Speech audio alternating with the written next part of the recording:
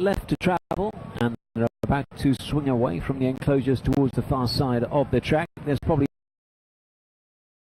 5 or 6 lengths separating the runners. Rattling towards the inside of Indian Voyage, still absolutely nothing to choose between the front two.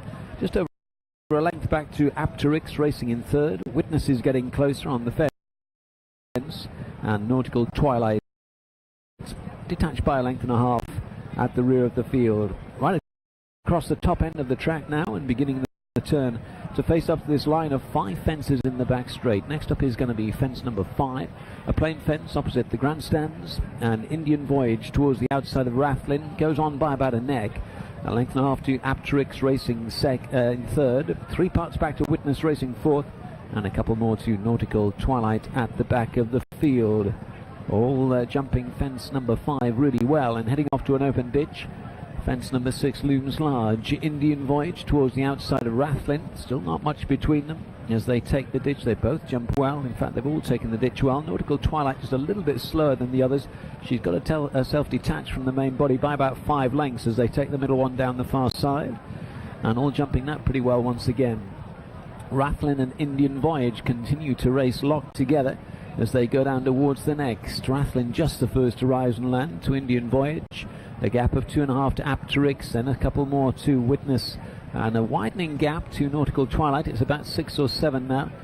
She's still at the back of the field. They take the next down the far side. That was fence number 9. It was the final ditch, and they're about to leave the back stretch behind them and take the turn towards home. So a bit of a run before they leave the ground at fence 10. That'll be 4 out, and Rattling and Indian Voyage still toe-to-toe up front. A length back behind them to Apteryx, who's lobbing along on a tight rein. Witness's jockey's just getting a little bit lower in the saddle, Finian O'Toole. And then this gap of maybe 8 to 10 lengths now to Nautical Twilight at the back of the field. On the swing towards the home straight, they've passed their point of departure and they're levelling off towards fence number 10.